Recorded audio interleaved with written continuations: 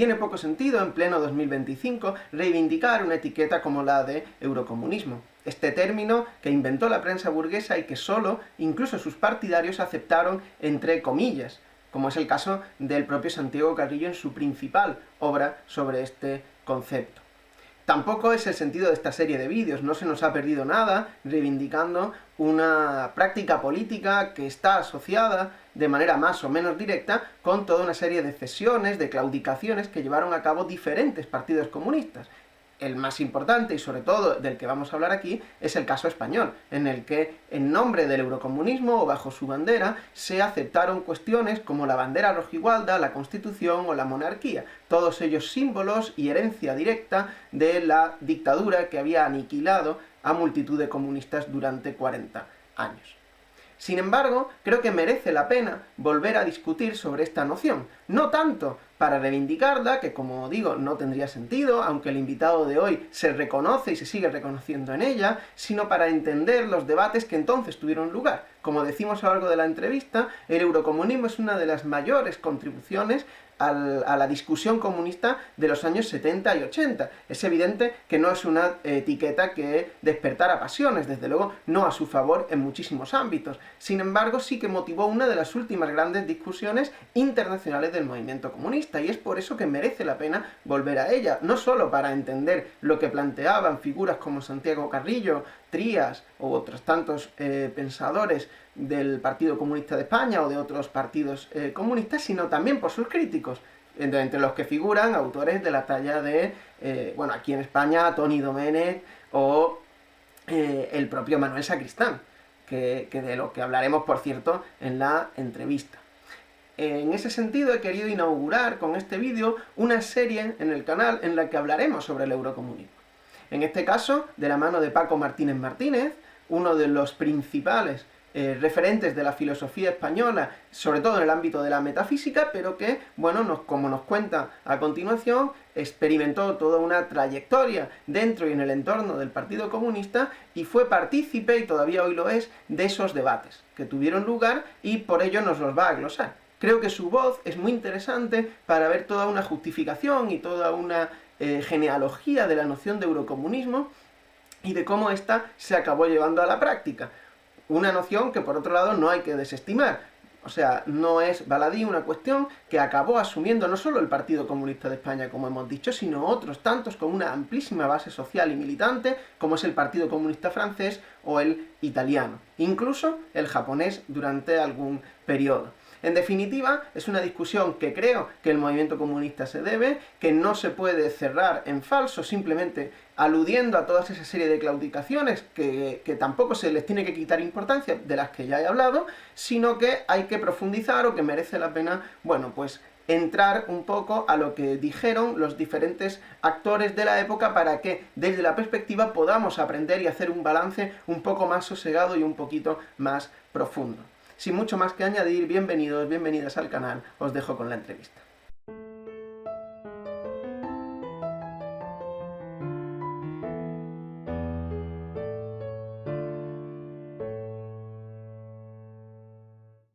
Bueno, en primer lugar, Paco, Francisco José Martínez Martínez, bienvenido al canal, es un placer tenerte aquí y contar contigo para hablar de un tema tan polémico y creo que tan interesante y tan poco trabajado como es el eurocomunismo. O sea, es una de esas discusiones que ocurrió aquí en España y en varios otros países en los años 70, y que, bueno, a partir de ahí en los 80 se prolongó la discusión, ahora lo hablábamos, ¿no? Se generó una enorme cantidad de material, seguro que algunos de esos temas los hablamos en la conversación, y que, bueno, pues de repente todo aquello colapsó, y ya muy poca gente se define como eurocomunista. El Partido Comunista de España, como vimos también en otro vídeo del canal, ya renunció a esa etiqueta, y bueno, pues parece que es un debate superado. Pero creo que es interesante pues volver sobre él y sobre lo que significó. Entonces quería contar contigo, sé que conociste esos debates de primera mano, que los has ido estudiando. Entonces te quería preguntar por cómo fue tu experiencia con el eurocomunismo, cómo te relacionaste con él, cuáles serían sus bases, no sé, un poco lo que nos quieras contar. Bueno, sí, gracias por estar en el canal, ¿no? Es importante, yo creo, utilizar estos métodos, pero dándoles un cierto nivel también, ¿no? O sea, no dar, por supuesto, un intento de clase magistral y tal, pero bueno, al menos plantear temas y plantear estilos que sean un poco distintos. Bueno, lo primero que yo he de confesar, o sea, en esto, en una pregunta más personal, que yo en aquellos años no fui militante comunista. O sea, vamos a ver, yo fui siempre compañero de viaje, como se decía en aquella época, tanto en aeronáuticos, donde había una cepa comunista muy importante, entre ellas la de Charlie, ¿no? Carlos Alonso Saldívar era el jefe de la barraca en los años que estuve yo, del 68 al 76, y había una cepa comunista muy importante en aeronáuticos. Y luego también conecté, claro, cuando fui a filosofía con los núcleos comunistas en filosofía. O sea, yo, quitando un año tonto que tuve así como más o menos obnubilado un poco por el maoísmo, que salí corriendo rápidamente, ¿no? De aquella barbarie, pues he sido comunista siempre, pero no con carné solamente a partir del año 89.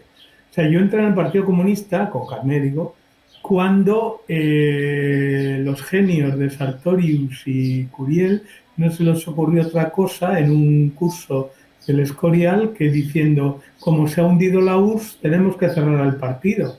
Y entonces yo dije, el partido no se cierra sin estar yo dentro.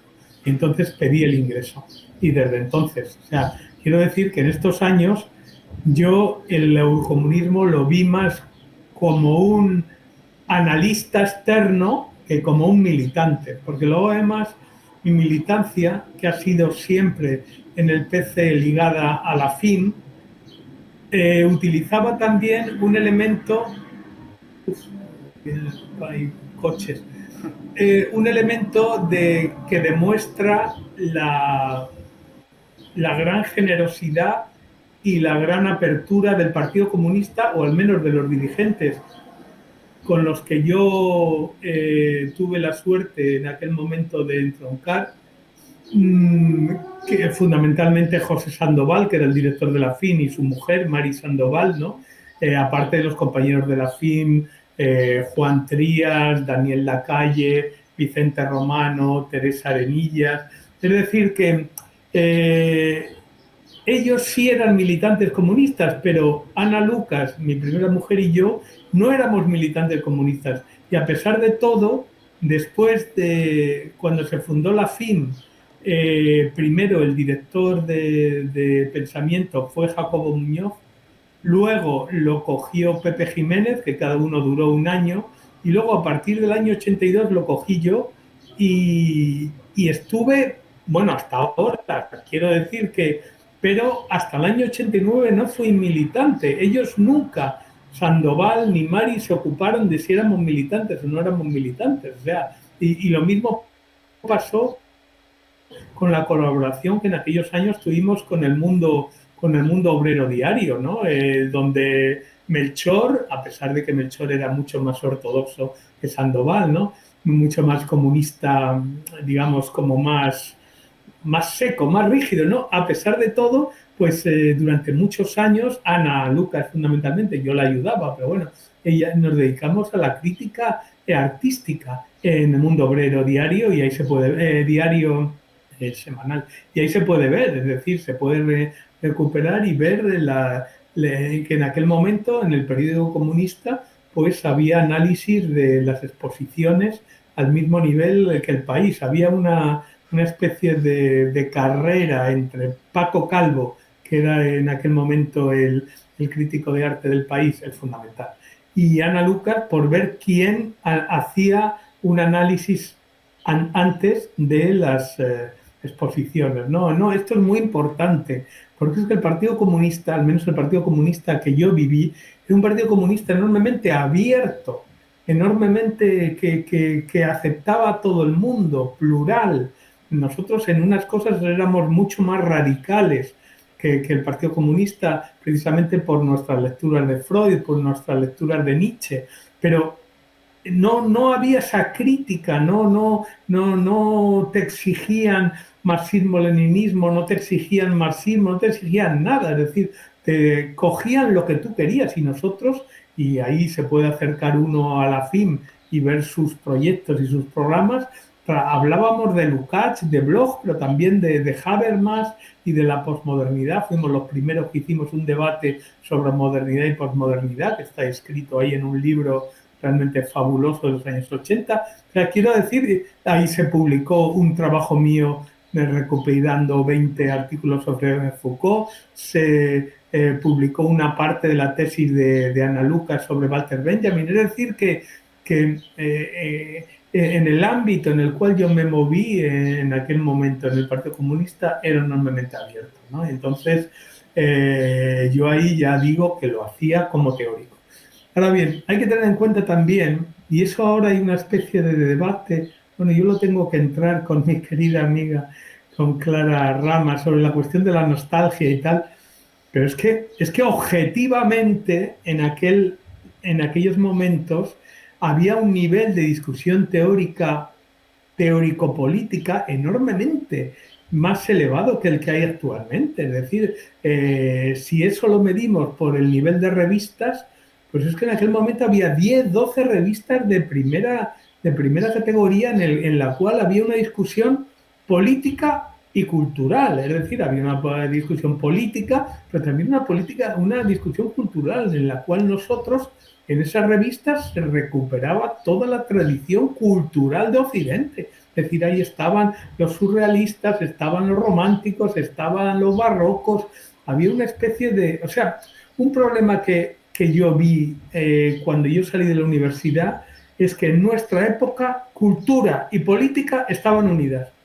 Y cuando yo salí, se fue la política, pero con la política se fue la cultura también. Entonces, la idea de los cineclub que había en los colegios mayores, en las universidades, la discusión sobre la literatura, una legal y otra no legal, que comprábamos ahí escondidos en 2 o 3 librerías, ¿no? Es decir, pero había un nivel de discusión teórico, y eso se ve en las revistas, aparte del que teníamos boca a boca, ahí se ve en las revistas, se ve en los libros, la publicación de libros marxistas en todos los aspectos, desde Marx hasta Lenin, hasta Trotsky, hasta Mao, la escuela francesa, la antuseriana, pero también importantísima los italianos, de la Volpe, el primer Coletti. Es decir, ahí hay, bueno, por supuesto, la labor fundamental que hizo Sacristán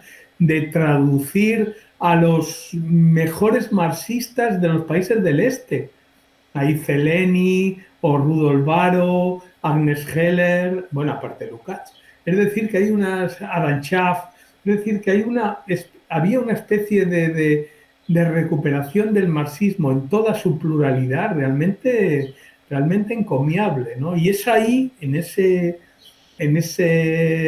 discusión, donde se plantea la cuestión del eurocomunismo, ¿no? Había revistas fundamentales del partido como argumentos, había, aparte de nuestra bandera, estaba primero materiales y luego, mientras tanto, las revistas del grupo de Sacristán, ¿no?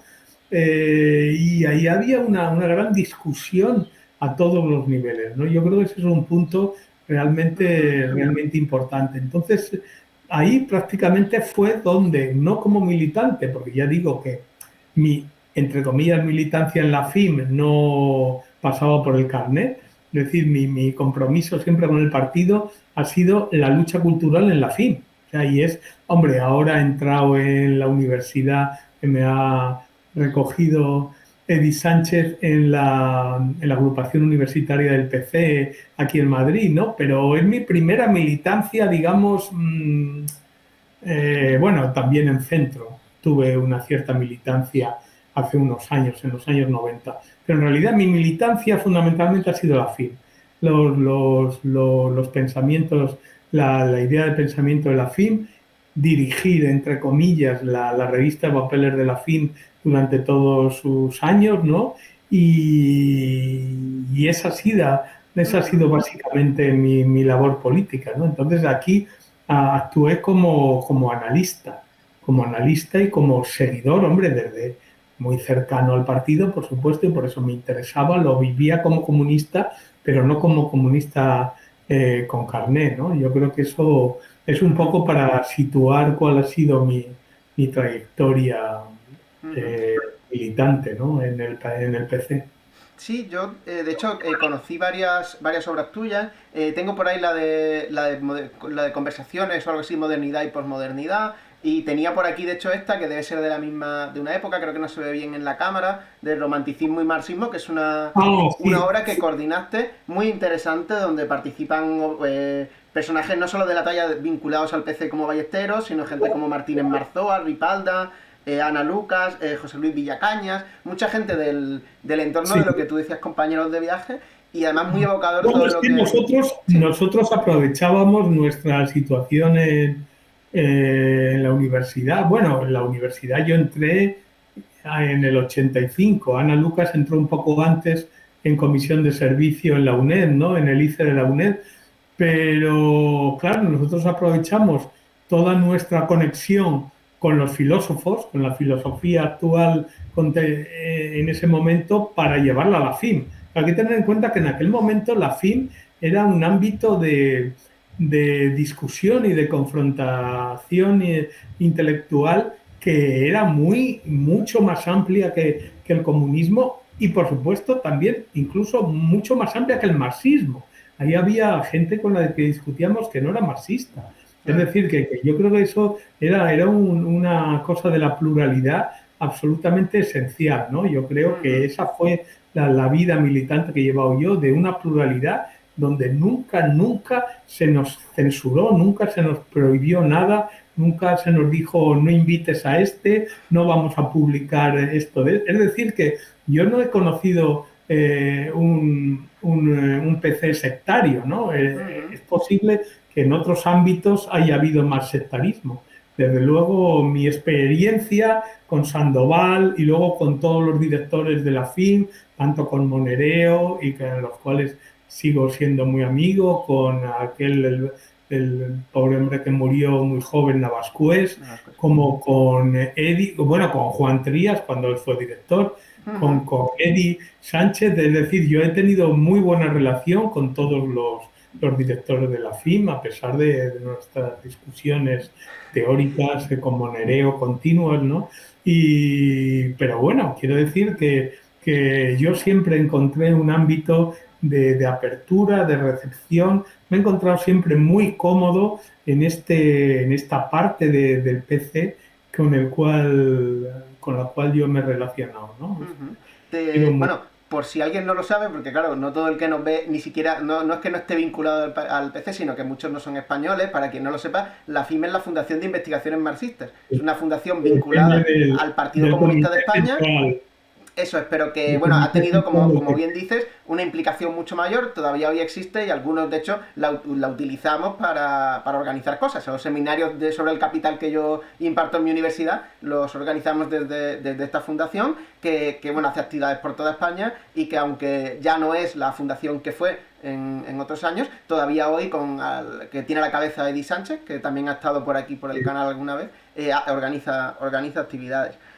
Quería, bueno, han mencionado mucho una cosa que me parece importante, ¿no? Que es a la hora de ver, como en este vídeo tratamos de hacer, el eurocomunismo de manera teórica, más allá de como un momento histórico, sí es importante poner en relación ese movimiento con el proceso que estaba teniendo lugar y todo el ambiente cultural que existía y que has explicado muy bien, con todas esas revistas como materiales, tenía por aquí en teoría, argumentos, papeles de la FIM, muchos publicaciones, nuestra Y mucho bandera, más ¿no? Que fue el pequeñas como escenario el Cárabo, fundamental. por ejemplo, que eran más pequeñas, el Cárabo o Teoría y Práctica, es decir, había pero 12 o 15, Sí, sí, no, con periodicidad, muchas mensuales o sí, bimensuales o trimestrales, que sacaban todo tipo de publicaciones. Seguramente la más importante para el tema que nos ocupe sea precisamente nuestra bandera, que era es el órgano teórico que todavía hoy conserva el Partido el Comunista. Comité Central, claro. Eso es. Y donde en los números, creo recordar que 92 y 93 es donde se da justamente el debate del que aquí hablamos, que es el debate sobre el leninismo y en el marco, si no me equivoco, del 9º Congreso, seguro que te acuerdas mejor, que fue el de la gran victoria del eurocomunismo con la ratificación de Santiago, que llevaba por otro lado ya muchos años al frente del partido. Te quería preguntar, moviéndonos ya al ámbito más teórico, más filosófico en el que eres especialista, cuáles serían los fundamentos del eurocomunismo y los debates que se generó en torno a él. Porque a mí lo que me interesa muchas veces, más que la doctrina, son los debates que suscita. Y justamente de eso quería que nos hablaras. Bueno, un poco antes, para ver una perspectiva, pero hay que tener en cuenta que el Partido Comunista de España, eh, bueno, ha tenido momentos muy sectarios en su origen y tal, claro, eran momentos tremendos en los que se obligó a firmar los veintitantos puntos y obligar a la gente prácticamente a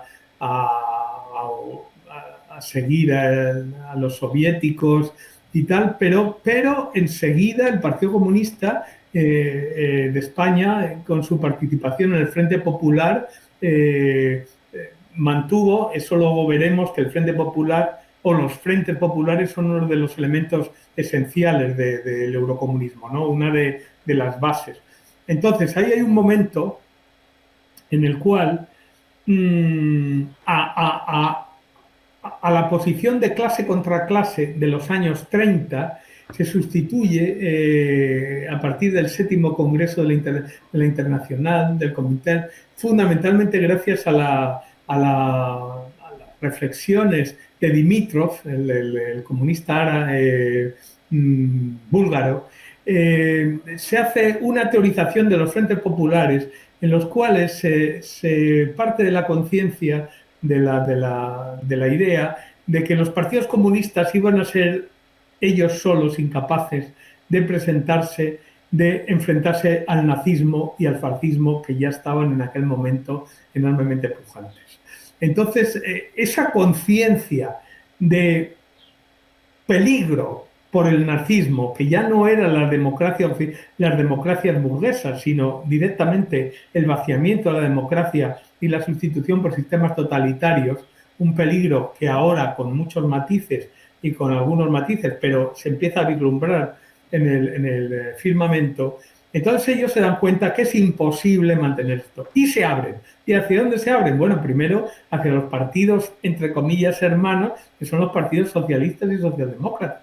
Pero luego incluso se abren hacia líneas cristianas de base o hacia elementos de la burguesía radical, que fue lo que pasó aquí en España con la apertura hacia los anarquistas, o al menos hacia la parte política o menos apolítica de los anarquistas, y a la burguesía ligada en torno a izquierda republicana como Azaña. Entonces ahí hay una especie de esa idea de, frente a la idea de que es imposible parar al fascismo, solos unirse con los socialdemócratas. Esa es la primera experiencia importante. Luego, claro, esa es la experiencia incluso de la Segunda Guerra Mundial. Esa es la experiencia de la resistencia armada de Francia y de Italia, donde el núcleo comunista esencial colaboraba con núcleos no comunistas. En Francia con los gaullistas, en Italia con grupos de la democracia cristiana incluso. Es decir, que esa idea se mantuvo incluso hasta en los primeros años del 45 al 47, incluso ese pluralismo se mantuvo en algunos países del este.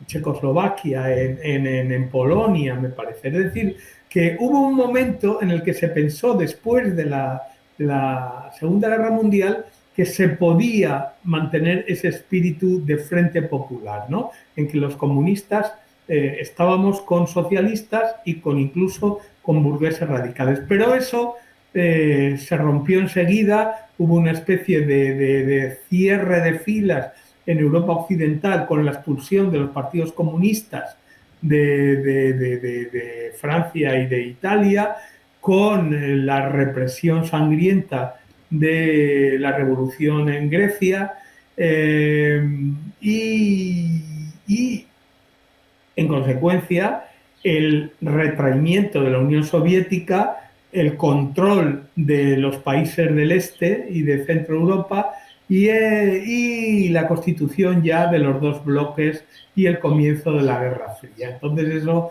fue un auténtico fracaso porque, claro, impidió, sobre todo para los europeos quedamos cortados en dos campos, el telón de acero separó Europa y los comunistas, pues en los países occidentales, bueno, nosotros mucho peor encima, porque claro, estábamos en una dictadura, como los portugueses, como los griegos, ¿no? Entonces, incluso los comunistas con gran apoyo de votaciones, como los franceses o los italianos, se vieron muy limitados, ¿no? La operación Glaudio, la influencia de la OTAN, los servicios secretos, es decir, había una especie de como de línea, de cordón, ese sí que era efectivo, un cordón sanitario frente a los comunistas, ¿no? Decían, bueno, vosotros podéis tener ayuntamientos, podéis tener incluso regiones, todas las regiones del centro de Italia, ¿no? Del Lacio y del Véneto, pero nunca vais a llegar al gobierno. Y precisamente los intentos de meter en el gobierno que hizo Mitterrand o que intentaron los italianos fueron cortador de raíz y encargándose incluso a Aldo Moro, etcétera, todos los que querían hacer el compromiso histórico, es decir, un acuerdo entre los dos grandes partidos, el Partido Comunista y la democracia cristiana, pues fueron saboteados por la izquierda y por la derecha, es decir, por todos los lados, por Estados Unidos, por los poderes italianos, por la extrema izquierda, que en aquel momento desarrollaba actividades terroristas, es decir, todo este lío tremendo, ¿no? Entonces ahí hay un momento en que cuando, a pesar de todo, a partir de los años 50, sobre todo el 56, cuando se produce, después de la muerte de Stalin, el, el, el, el, el famoso informe Khrushchev y tal, una especie de autocrítica del estalinismo como algo que había sido monstruoso y tal, se produce también en todos los partidos occidentales una especie como de shock, ¿no? Y hubo unos que lo aprovecharon más, otros que lo aprovecharon menos, pero empezaron a surgir líneas, que ese es el origen del eurocomunismo. La idea, Santiago Carrillo empieza su libro diciendo, el objetivo de este libro y más amplio del eurocomunismo es hacer un partido comunista a la altura de la democracia occidental y capaz de vivir en estas circunstancias. Hay que tener en cuenta, claro, nosotros en aquel momento no éramos democracia, pero Carrillo ya a partir del año 56 empieza a, bueno, Carrillo y Pasionaria, hay que tener en cuenta también que ahí Carrillo no se movió solo, sino con el apoyo de Pasionaria. Hay que tener en cuenta la importancia fundamental de Pasionaria, que siendo una comunista clásica, ¿no?, de toda la vida, obviamente por educación, habiendo sido madre de un general del ejército soviético, etcétera, etcétera, es decir, ella, sin embargo, apostó decididamente por el eurocomunismo y apostó por Santiago como el factotum y el secretario que permitiera ese viraje, ¿no? Eso hay que reconocerlo. Carrillo, al fin y al cabo, de las Juventudes Socialistas Unificadas, de la JSU, de tradición socialista, pero Pasionaria, ¿no? Pasionaria era de la tradición comunista vasca clásica, es decir, obrerista, dura, ortodoxa, entre comillas, ¿no? Y sin embargo, Pasionaria siempre apostó por que el Partido Comunista, ya desde el año 56, cuando escribían libros como el único camino era la democracia, pero eso lo teníamos nosotros ya en los años 50, que eso hay que reconocer, igual que se reconocen los defectos, hay que reconocer las virtudes. El Partido Comunista Español fue uno de los primeros partidos occidentales que aún dentro de una dictadura apostó por la democracia. Pensábamos que el primer objetivo a conseguir era una democracia como vía hacia el socialismo. A nadie se lo pasó por la cabeza la idea de intentar ir a una vía hacia el socialismo que no fuera democrática, que no pasara por conseguir la democracia en España, ¿no? Entonces yo creo que ese ha sido un punto absolutamente esencial. Y coincidió digamos, la llegada a la democracia en España con la evolución hacia el eurocomunismo de Berlinguer en Italia y Marché, ¿no?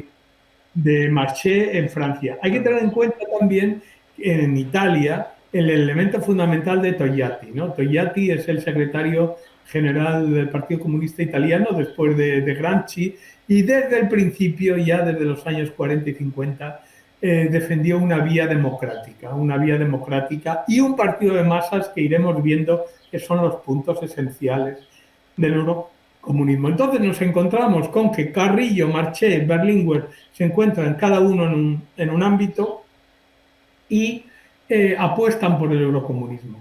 ¿Y cuáles son los rasgos fundamentales del eurocomunismo? Bueno, yo creo que lo primero es la idea que tanto el Partido Comunista francés como el italiano habían tenido ya muchos años de rodamiento de cómo funciona un partido comunista en una democracia occidental. España no había tenido esa suerte porque, claro, habían vivido en la dictadura, ¿no?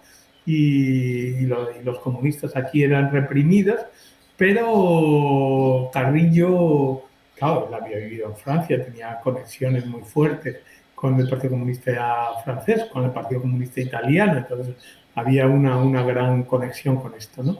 Entonces, bueno, primero, la idea de socialismo es democracia, es decir, la vía hacia el socialismo tiene que ser la democracia. Esto supone una ruptura, entre comillas, con el leninismo, aunque Carrillo, incluso en el libro siempre reconoce que a los rusos, eso era más discutible, pero bueno, en principio, que a los rusos no les quedó otro remedio que hacer la revolución. No tenían mimbres para hacer una vía democrática hacia el socialismo. Primero, por debilidad interna, que tener en cuenta que el movimiento obrero era muy pequeño en Rusia. Rusia era un país absolutamente campesino y con solo dos núcleos obreros importantes, uno en Leningrado, otro en Moscú, con muy pocas fábricas, eso sí, las fábricas que tenían muy avanzadas, y con un movimiento revolucionario fundamentalmente controlado por los eseristas, por los socialistas revolucionarios de corte populista y de corte campesino.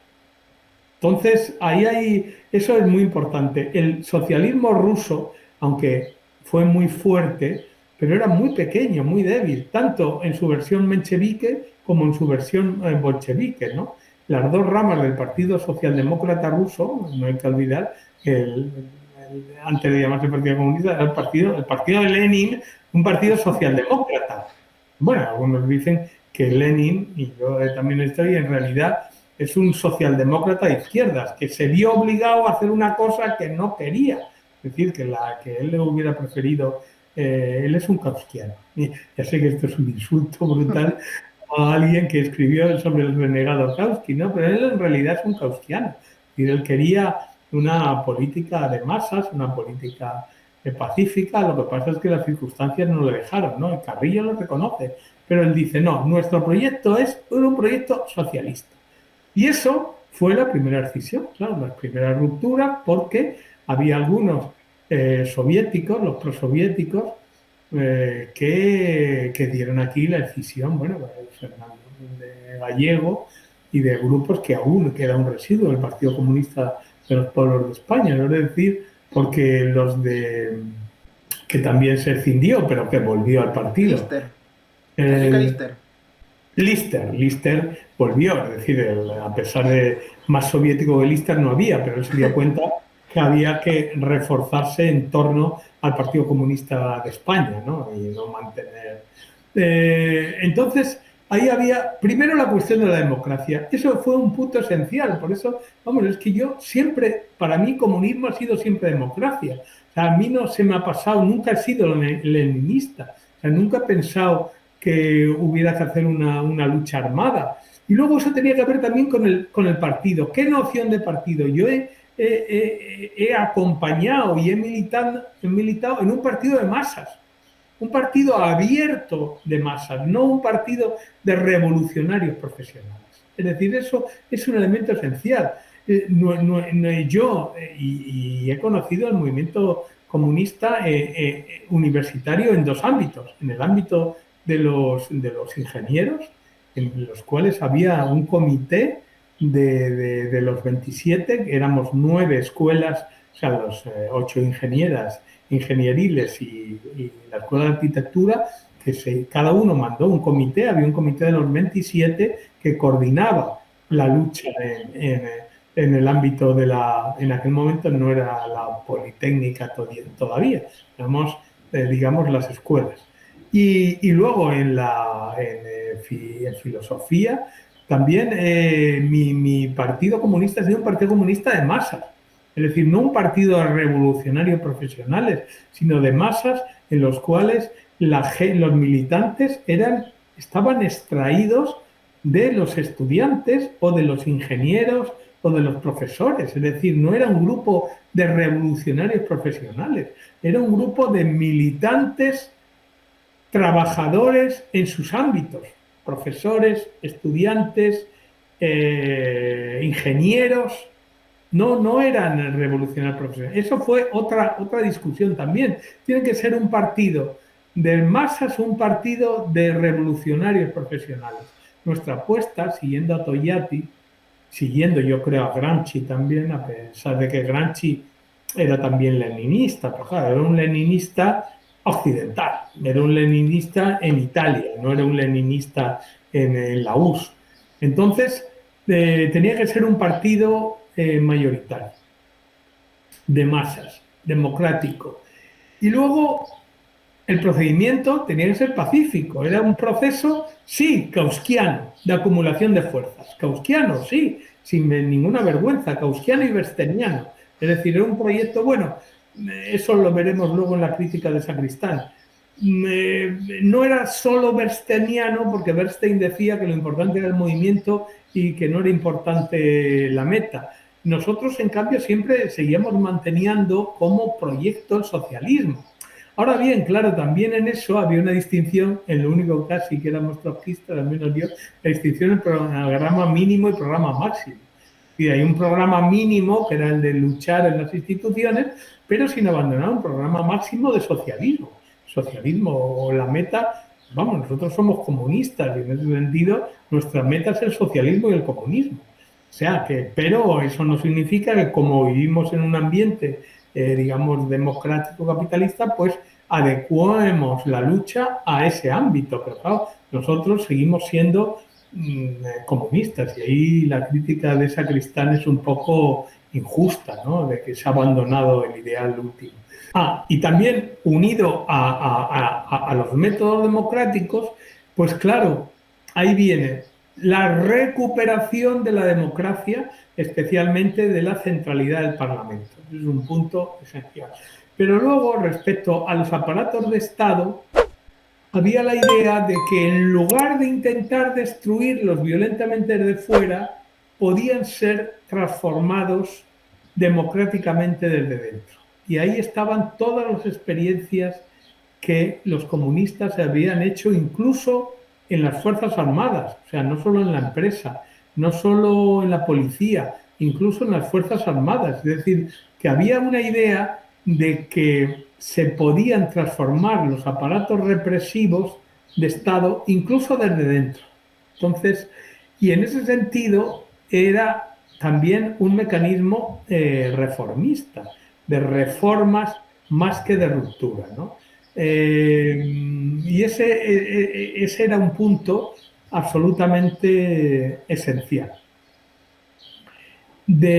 Para retomar, seguir retomando un poco las cosas estas de Carrillo, bueno, claro, esto se juntó con el problema de la discusión sobre la dictadura del proletariado. No era la misma temática, pero sí se juntaron. Claro, esto suponía que ya había que reevaluar, reconsiderar, retraducir la idea de dictadura del proletariado.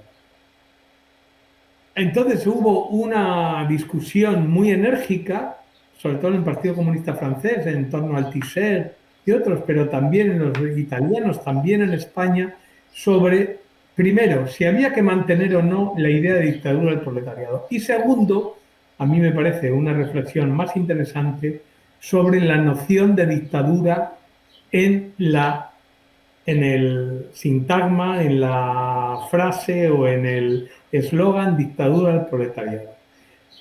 Hay que tener en cuenta, además, en un país que había tenido una dictadura, pues la idea de dictadura no sonaba muy bien. Claro, es un punto bastante complicado de defender una dictadura, aunque sea del proletariado, ¿no? Aquí algunos decían dictadura ni la del proletariado.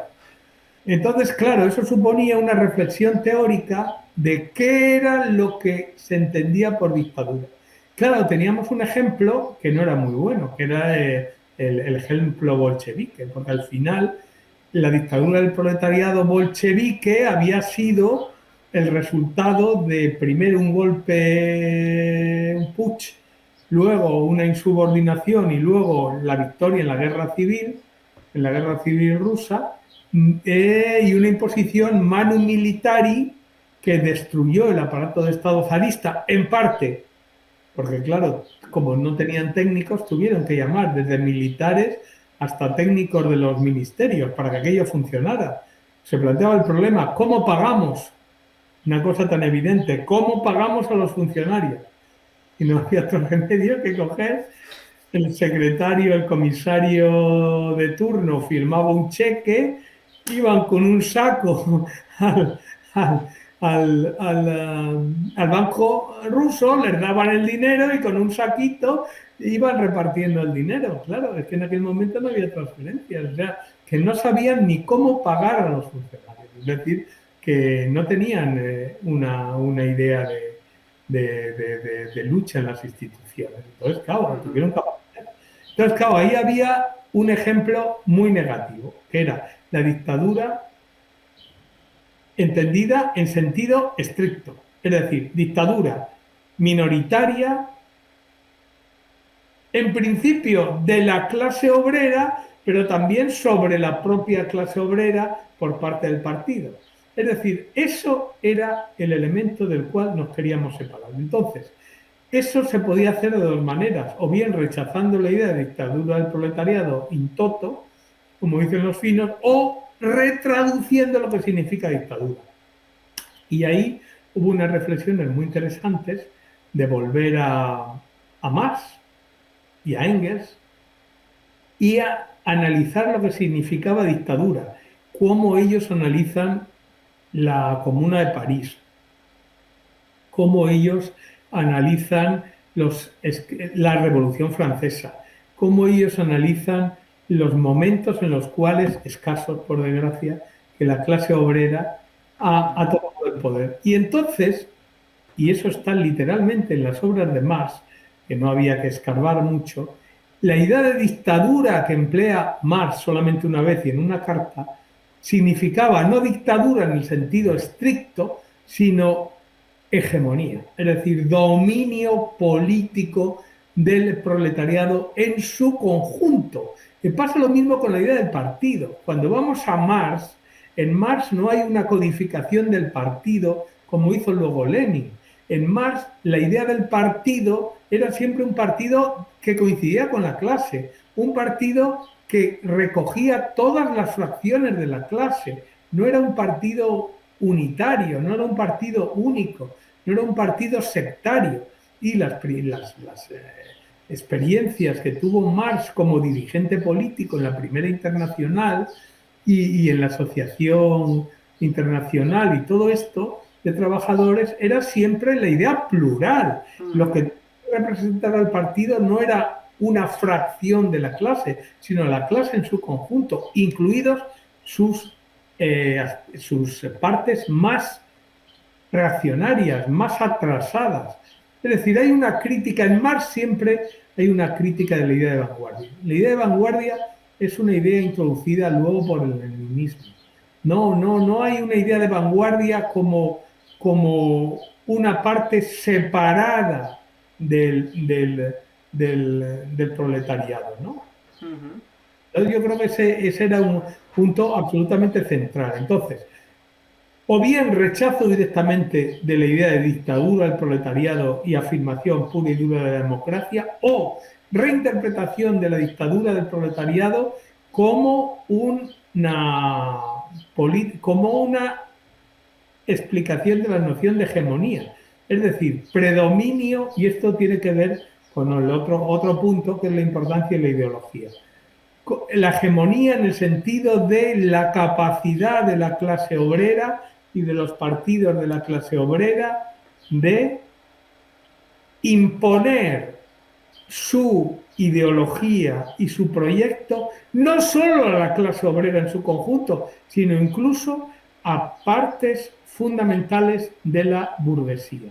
Es decir, a partes más avanzadas de la burguesía. Incluso eso fue lo que teorizó Carrillo y el partido, la alianza de las fuerzas del trabajo y de la cultura. Es decir, había una relación, las fuerzas del trabajo, es decir, los obreros, pero las fuerzas de la cultura, y ahí la cultura era en sentido amplio. Estaban los ingenieros, estaban los abogados, estaban los médicos, estaban los juristas, estaban los jueces incluso.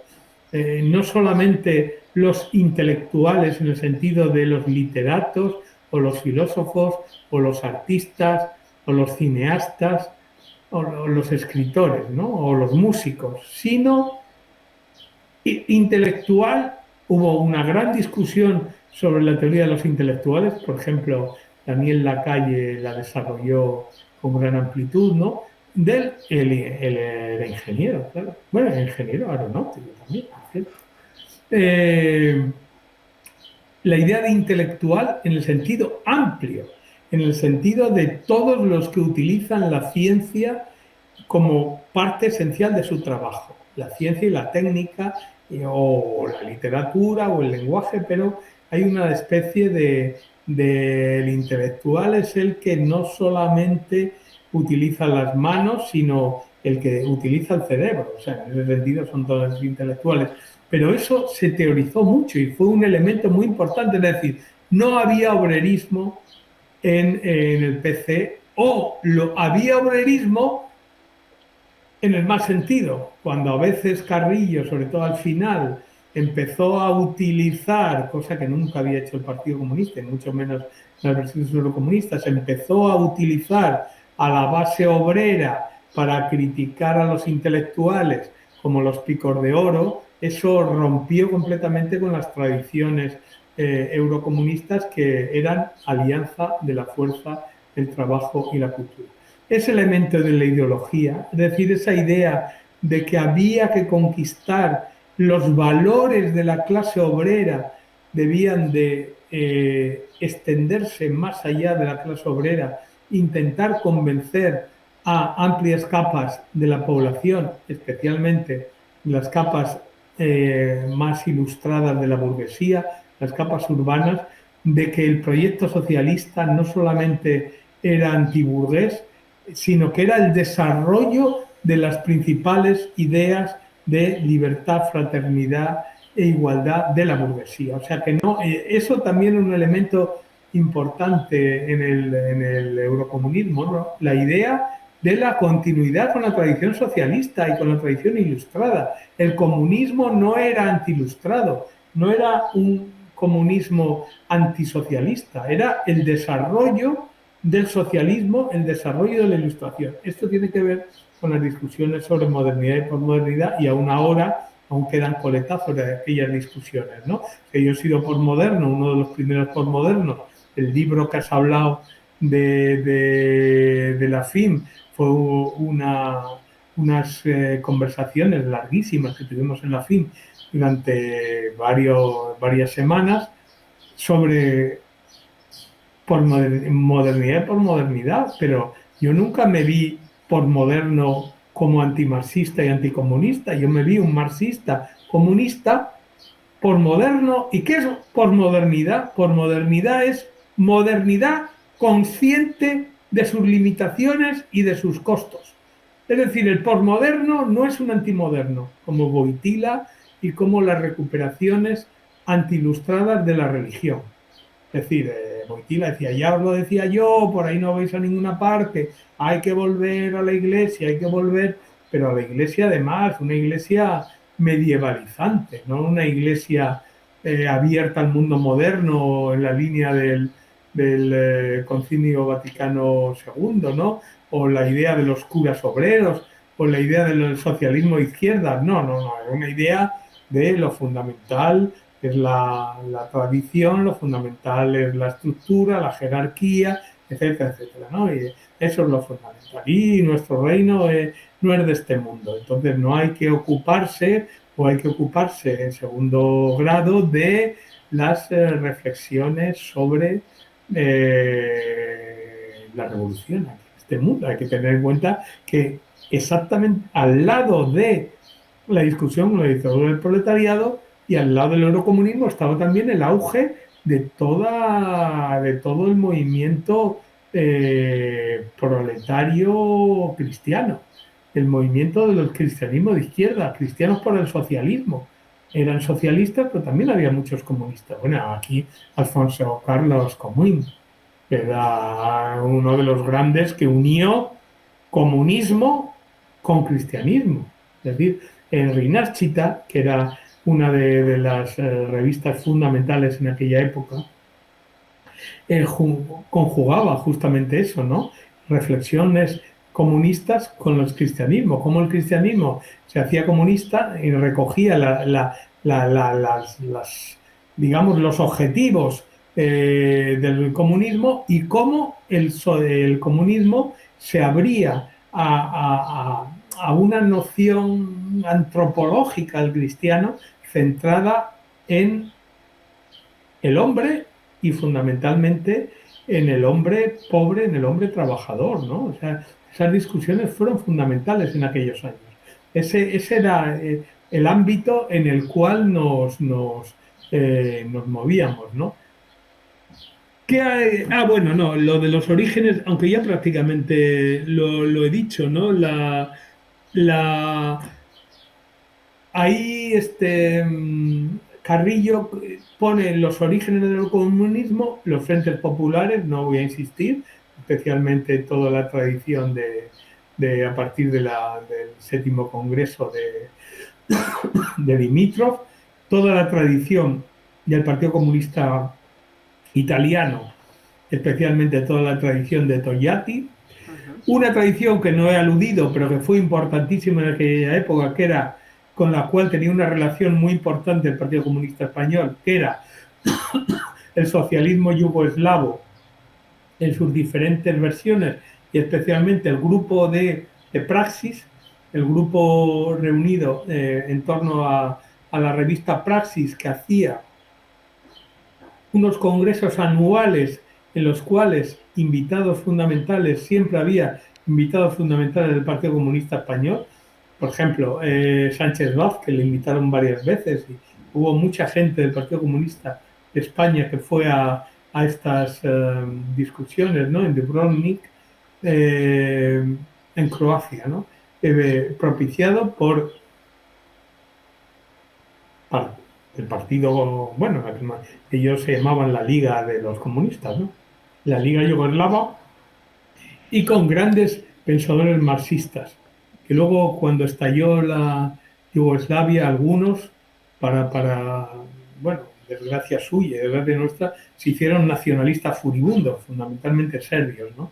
Y croatas. Y fue una pena la explosión de los yugoslavos, es decir, de los eslavos del sur, que sirvió como laboratorio y experiencia para luego la explosión de la URSS, fue siempre el intento de desarrollar el nacionalismo frente al internacionalismo, ¿no?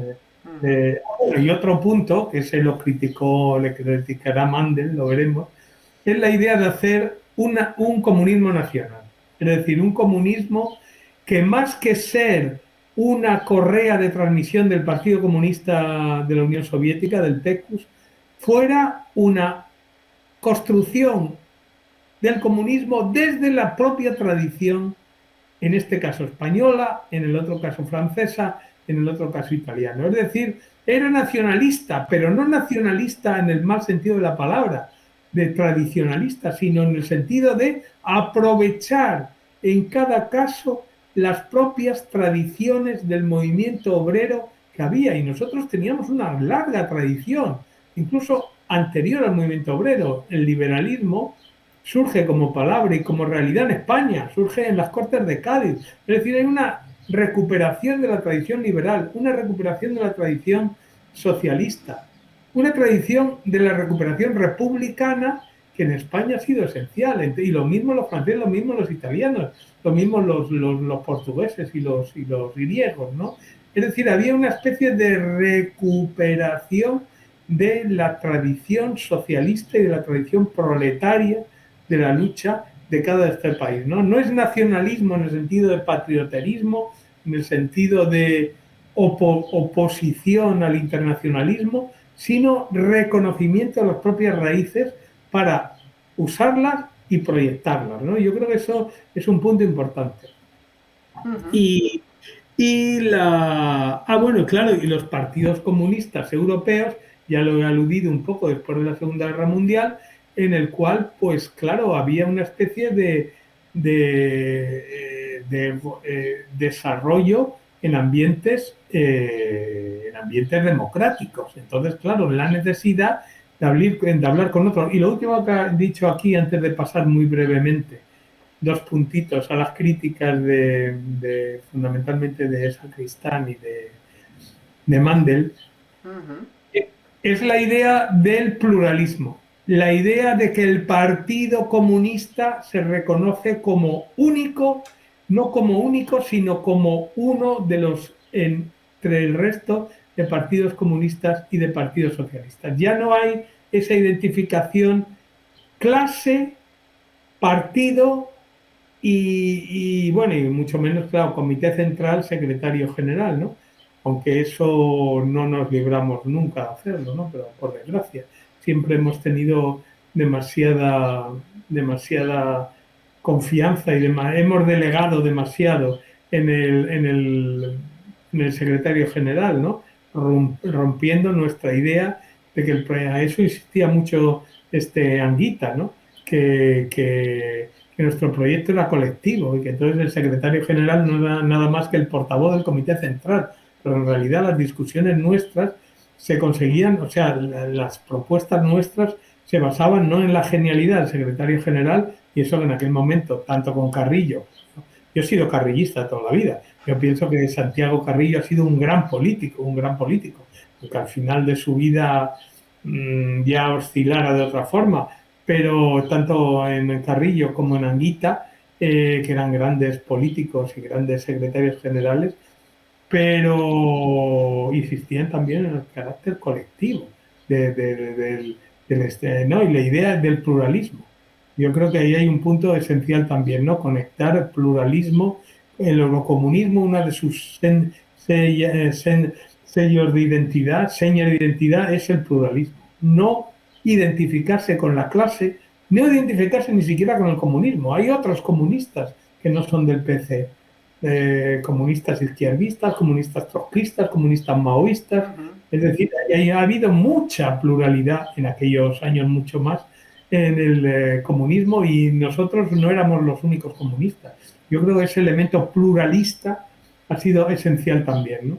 Entonces, bueno, tienes ya para decir algunos puntos de crítica de... Sí, te quería comentar justo, o sea, ya para que tú introduzcas las críticas y ya para ir un poco terminando, pero sí me parece interesante esto que has dicho de las críticas, porque el eurocomunismo jugó un papel curioso, y imagino que vas a comentarlo ahora, porque aunque el partido se reconoció mucho más abierto, con Carrillo, la idea propio del compromiso histórico que se hablaba más en Italia, pero esta idea de abrirse, ¿no? De un partido plural, de un partido que tuviera sentido de Estado, que se abriera además a las izquierdas y demás. Curiosamente, el eurocomunismo fue muy mal recibido. O sea, las críticas vinieron desde la Albania de Hoxha hasta la Unión Soviética, hasta... O sea, yo recuerdo, tengo por ahí un pequeño dossier en el que se unen algunas de las reacciones al libro que creo que has comentado, el de Eurocomunismo y Estado, y está hasta Kim Il-sung hablando contra el libro de Carrillo, ¿no? Y las críticas vinieron desde ahí, pero también vinieron, como bien comentas, desde Mandel, desde Ramos, desde el trotskismo también. El Althusser también, claro. Claro, o sea que en realidad fue un libro que fue altamente polémico por todas partes. O sea, fue seguramente de las últimas grandes discusiones en el marco de un partido comunista que tuvo lugar aquí en España. Yo lo siempre digo, y por eso también quería hacer este vídeo contigo, que el eurocomunismo, independientemente de si uno le convence o no, que no tiene por qué convencer, ha sido una de las grandes contribuciones teóricas del Partido Comunista de España, también del francés y del italiano, y uno de los últimos grandes debates del movimiento comunista internacional, tal y como se concebía hasta 1991. O sea, es un enorme debate en el que participaron figuras muy lúcidas, y a Carrillo, con todo lo que se le pueda decir, y se le puede decir, era una persona extraordinariamente inteligente, y su libro, una obra teórica, yo diría de primera magnitud, que no por casualidad cogió tanta atención de tantos pensadores que se tomaron su tiempo para leerlo, entenderlo y rebatirlo en este caso, ¿no? Por eso, bueno, te quería comentar esto también para dar paso a las críticas que le hicieron y el balance que tú harías. Lo que pasa es que también hay que tener en cuenta que ese pluralismo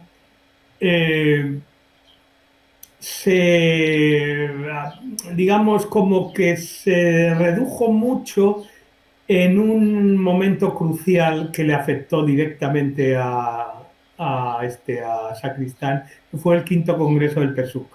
En el quinto congreso del PSUC ganaron los leninistas.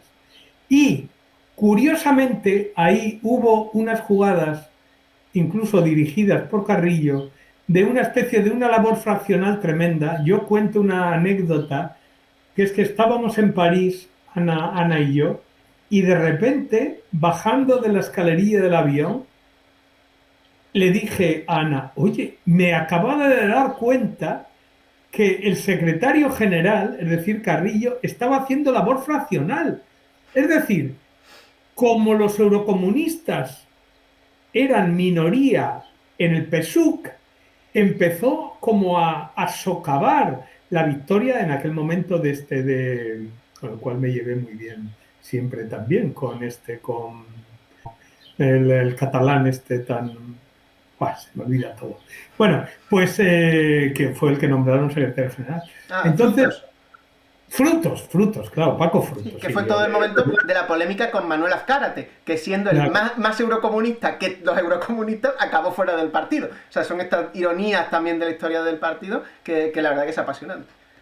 Claro, pero ahí se dieron cuenta que ganó Frutos, ganaron los leninistas, y entonces, en lugar de aceptarlo, pasar a la oposición y desde ahí defender, empezaron a hacer labor fraccional, ¿no? Y cuando bajábamos las escalerillas del avión, y de repente me di cuenta, pues, de las cosas que no se puede dar. O sea, esas cosas que de repente que los reyes son los padres, ¿no? De repente dije, oye, el secretario general está haciendo labor fraccional. Claro, yo pensaba que la labor fraccional solamente la hacían las minorías y que la mayoría no hacía labor fraccional. Y ahí se me cayó un poco, ahí dije, no estamos cumpliendo, porque si tú has perdido las elecciones, lo que tienes que hacer es criticarlo, pero organizar la oposición para ganar las próximas, no empezar a tambalearle la silla como hicieron con Frutos y tal, ¿no? Esa es una especie de crítica, que es verdad que el eurocomunismo a veces, o no el eurocomunismo, algunos eurocomunistas aprovecharon su posición en el aparato central del sistema y del comité central para a las minorías perseguirlas. Eso también hay que reconocer, que no fueron eurocomunistas, digamos, consecuentes, ¿no? Pero bueno, luego, la crítica, claro. Bueno, Sacristán, que como decía otro gran amigo mío y maestro, Jacobo Muñoz, era un marxista puro de la Tercera Internacional, pues nunca vio bien el comunismo, aunque hay que reconocer en su famoso artículo, primero intervención, luego artículo, sobre a propósito del eurocomunismo, reconoce primero que el eurocomunismo ha sido muy consciente del reflujo revolucionario que había empezado después de la Segunda Guerra Mundial. Segundo, fue una autocrítica muy importante de la tradición del movimiento comunista en clave antiestalinista. Y tercero, hizo unos análisis de la sociedad española muy potentes. Pero el argumento que le criticaba a él es que dice, primero, no es una estrategia para el socialismo. Y segundo, que dice, no es una estrategia por el socialismo. Y luego, además, el argumento fundamental era que pierde el objetivo socialista. Entonces, claro, a él era muy radical y, claro, le llama bersteniano, ¿no? En el sentido de que es movimentista y no se ocupa del objetivo, ¿no? Yo creo, y dice que para eso, frente a eso, lo que hay que mantener es el comunismo marxista, entendiendo el comunismo como una reafirmación de la voluntad revolucionaria y el marxismo como el análisis científico de la situación. Pero claro, ahí yo creo que los argumentos de Sacristán, aparte de, claro, lo que le suponía que sus tendencias en el PSUV habían sido derrotadas, bueno, habían ganado, pero se habían enfrentado al aparato del PC. Claro, es que había abandonado el socialismo.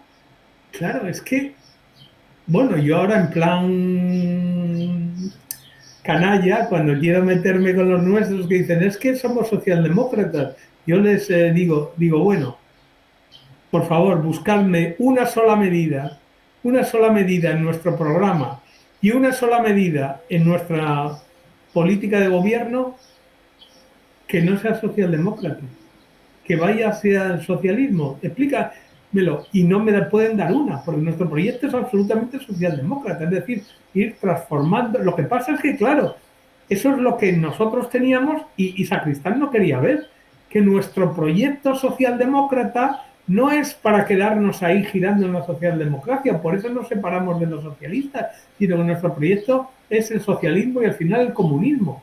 Pero ese proyecto es el programa máximo. Lo que hacemos día a día es el programa mínimo y el programa mínimo es radicalmente socialdemócrata.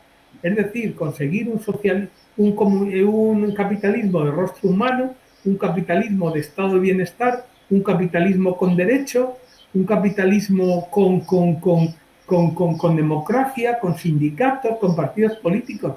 No, nuestra política anticapitalista es una política indirecta. Hacer medidas que refuercen a la clase obrera y en ese sentido debiliten al capitalismo, pero no son medidas anticapitalistas tout court. Es decir, que en ese sentido yo creo que las críticas de Sacristán caen un poco fuera, ¿no? Y las de Mandel igual, las de Mandel es lo mismo, ¿no? Porque dice que se pierde lo mismo, en la misma crítica, se pierde la cuestión del proyecto revolucionario. Luego, ¿qué es un nacionalismo? Lo único que ve bien, yo creo, tiene una cosa interesante, porque viene a decir que el eurocomunismo surge como, digamos, antídoto de los fallos de la idea del socialismo en un solo país, ¿no? Eso lo ve bien, porque dice, frente al monolitismo, el pluralismo, frente al internacionalismo falso, que en realidad era supeditar a todos al nacionalismo soviético, el comunismo nacional, etcétera, ¿no? Es decir, que hay una especie de eso sí lo ve bien, pero claro, el problema es que no. La alternativa, yo con el trotskismo siempre veo unos análisis muy buenos, tienen una idea internacionalista muy seria, tienen una especie en la mente siempre la lucha de clases a nivel global, pero luego yo creo que fallan en la conexión entre el programa mínimo y el programa máximo. Y entonces, cuando se centran en el programa mínimo, lo que hacen es ser entristas y entrar en el Partido Socialista, casi nunca en los comunistas. La tradición hispánica, quitando uno, que entró en el PC, todos los socialistas entraron en el Partido Socialista, o sea, todos los trotskistas, mi amigo Martínez Salcedo, Nanón, le llamamos Nanón, Fernando Martínez Salcedo, todos estos trotskistas entraron mi amigo, mi gran amigo Antonio García Sánchez Masas, entraron todos en el PSOE, no entraron en el Partido Comunista. Pero bueno, o sea, esos son los que se centran en el programa mínimo y los que se centran en el programa máximo, como mi gran amigo también, a pesar de nuestras discrepancias gigantescas, como Jaime Pastor, se mantienen un programa máximo, pero al final no les queda más remedio que apoyar los programas mínimos. Entonces, al final la crítica trotskista queda un poco como desdibujada, ¿no? Son mejores los análisis y luego el reconocimiento, claro, el reconocimiento de el reflujo, ¿no? Entonces yo creo que, resumiendo ya para acabar, que la importancia yo creo que lo que sigue siendo importante para un comunismo actual y que, por eso yo lo digo en plan provocador, eurocomunista, es mantener primero un partido de masas, bueno, y claro, no puedo dejar esto, en ese sentido. Lo que pasa es que afortunadamente nadie nos hizo caso, porque si uno compara el lío que se organizó a nivel teórico y político con el abandono del leninismo en los años 80, con nadie le hizo ni maldito caso a la recuperación del marxismo-leninismo en el último congreso, o en el penúltimo congreso, sustituyendo el marxismo revolucionario, pues digo, afortunadamente, como ya nadie nos hace ni caso, pasó sin pena ni gloria. Pero era de auténtica vergüenza ajena. Yo escribí artículos, afortunadamente, en Mundo Obrero, es decir, que ahí mantenemos el pluralismo, diciendo que era delirante, era un retroceso brutal pasar del marxismo revolucionario, que admitía el leninismo, pero también al maoísmo, al luxemburguismo, al trotskismo, a cualquiera que quisiera, o el marxismo inglés, el marxismo italiano, el marxismo francés, daba igual, marxismo de corte anarquista, todos cabían. Ahora hemos vuelto al marxismo-leninismo, que no lo hace nadie, ya es lo más pobre del mundo, pero el marxismo-leninismo, cuando estamos justamente poniendo en solfa el carácter socialista del leninismo y del bolchevismo y de la revolución. Entonces, me pareció un gran retroceso, pero afortunadamente, como no ocupamos lugar, nadie se ocupó de nosotros, pues no tuvimos que pasar vergüenza, porque prácticamente no salió, nadie lo dijo en la prensa ni nadie, con lo cual pasó desapercibido, ¿no? Pero bueno, en ese sentido, frente a eso, pluralismo marxista en diálogo con los no marxistas, pero primero pluralismo dentro del marxismo, luego pluralismo en las alianzas, alianza con los socialistas, alianza con los cristianos de izquierda. Lo de alianza con los nacionalistas, eso lo veo mucho más complicado. Ese es el núcleo de nuestra discusión con Jaime Pastor. Y además, si os dais cuenta, Espacio Alternativo se fue de Izquierda Unida no porque fuéramos socialdemócratas, no porque fuéramos, digamos, nos hubiéramos adaptado al capitalismo, sino porque no éramos suficientemente nacionalistas. Si tú lees el discurso, los textos con los que justificaron la salida de Izquierda Unida, de Espacio Alternativo, era justamente una discusión de tipo nacionalista, porque no éramos nacionalistas. Y mis discusiones con Jaime son siempre contra el nacionalismo. Ese es el problema, ese es el punto tremendo, ¿no? Que ellos se van por nacionalistas. Entonces, claro, y que ellos piensan que lo fundamental es el nacionalismo, el pacto con los nacionalistas, mucho más que con el PSOE. A mí me parece que eso es una barbaridad. Entonces, ser eurocomunista supone también potenciar la alianza estratégica con los socialistas cuando quieren. Claro, el socialista felipista no quiso saber nada de nosotros, obviamente. Pero claro, cuando quieren, como quiso un poco Zapatero, como quiso, obligado o no obligado Pedro Sánchez, pero por eso yo creo que es eurocomunismo significa potenciar el pacto con los socialistas frente a los nacionalistas, y sobre todo a los nacionalistas radicales que se llaman de izquierda, pero que en última instancia son nacionalistas. Es que ya lo dejo, pero es que a mí me da vergüenza cuando una señora de Compromís dice: a mí me interesa Valencia, yo no he venido a ayudar a la unidad de la izquierda española. Yo digo, o sea que tu problema empieza en Castellón y acaba en Alicante, y el resto de la península te importa un bledo. O sea, pero ¿cómo se puede tener una visión de Cataluña, una visión del País Vasco, una visión de Madrid, una visión de Valencia, una visión de Andalucía, sin una visión del Estado? Siento comunista, ¿eh? Oye, si tú eres del terruño, si tú vas con la boina y la azada, pues muy bien, vale, eres tú del terruño, el terruño. Y yo supongo que estos son socialistas, estos son marxistas, algo les queda. Entonces tú no puedes tener esa idea del nacionalismo.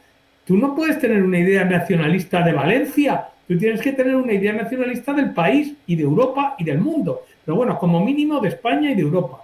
Entonces pensar que solamente te importa eso y que a ti la izquierda española te importa un bledo, como dicen todos los días, pues a mí, y los catalanes igual, pues a mí eso me parece realmente triste, ¿no? Entonces, volver al eurocomunismo también es volver a potenciar el eje socialista-comunista en detrimento de los nacionalismos. Yo creo que eso es una tarea pendiente, pero que la tenemos que resolver. Nos coge muy mal, claro, nos coge muy mal, tal como estamos, muy débiles, pero que no queda otro remedio, ¿no? Yo creo que ese es un punto también esencial, ¿no? Y bueno, ¿tienes algo más? No, Si no, yo no. he hecho un... Ah, bueno, no, acabando, como siempre se presentan los libros. Lo fundamental de esto es trabajar directamente los textos. Y eso ahora es facilísimo. En Google pones eurocomunismo, te salen 5.000 cosas, coges las primeras 50 y a trabajar con eso. O sea que esto es solamente un anuncio, un comercial para que la gente, un folleto, para que la gente coja y si le interesa, se ponga ahí revistas españolas de los años 70-80, busque, casi todas están en internet, leerlas, buscarlas, ver las discusiones, eso es lo que hay que hacer, esa es la labor, ¿no? Y hacerlo no como mera erudición o como mera arqueología, sino para ver de todo eso qué podemos aprovechar hoy. Porque yo lo del eurocomunismo no es solamente una idea puramente anecdótica o solamente porque en aquel momento era joven, sino porque creo que estas ideas de pluralismo, unidad con los socialistas, apertura al resto de marxismos, es esencial para mantener hoy, ¿no? Es absolutamente esencial, ¿no? Es a nivel político también, no es solamente una cuestión erudita, una cuestión arqueológica, ¿no? Que a mí me gusta esos años porque me gustan, ¿no? Sino porque podemos sacar, yo creo, buenas enseñanzas positivas y negativas para hoy. Es decir, podemos aprender lo que no hay que hacer, por ejemplo, ser sectario, hacer labor fraccional, y en cambio sí lo que hay que hacer de pluralidad, democracia, etcétera, ¿no? Apertura ideológica. Claro, en aquellos años nos abrimos al feminismo, nos abrimos al ecologismo. En eso Sacristán fue pionero, ¿eh? Eso hay que reconocerlo. Pero, sí. Pues te agradezco mucho, ya tenemos que ir terminando, pero me ha parecido muy bien esta última, o sea, esto último que comentabas también, porque esto es una llamada a quien le interese que profundice, porque muchas veces pareciera que en España, que todo el marxismo se ha producido fuera de España, que aquí no ha habido debates, que aquí no ha habido discusiones, y todo lo contrario, hay una enorme cantidad, han mencionado muchos, creo que en la entrevista hemos mencionado muchas publicaciones, muchos libros, muchas revistas, que la gente puede consultar, y si se está a favor o si se está en contra de todo esto que hemos venido hablando y que has ido comentando, pues que se haga fundamentadamente, ¿no? Conociendo de dónde venimos. Y no me queda nada más que agradecerte, Paco, la predisposición y la conversación. Al final se nos ha hecho un poco más extensa de lo que teníamos planteado, Bueno, pero también creo que se va a disfrutar y que creo que tampoco sea te he útil, querido... claro. Claro, no te quería interrumpir porque me ha gustado, me ha parecido muy interesante, la verdad. Me parece que has planteado muchas ideas, muchas de ellas muy polémicas, hay que decirlo, pero también son polémicas que merece la pena llevar a cabo. Así que nada, muchísimas gracias, Paco, por aceptar la invitación. Pues a ti, gracias. Hasta luego. Chao.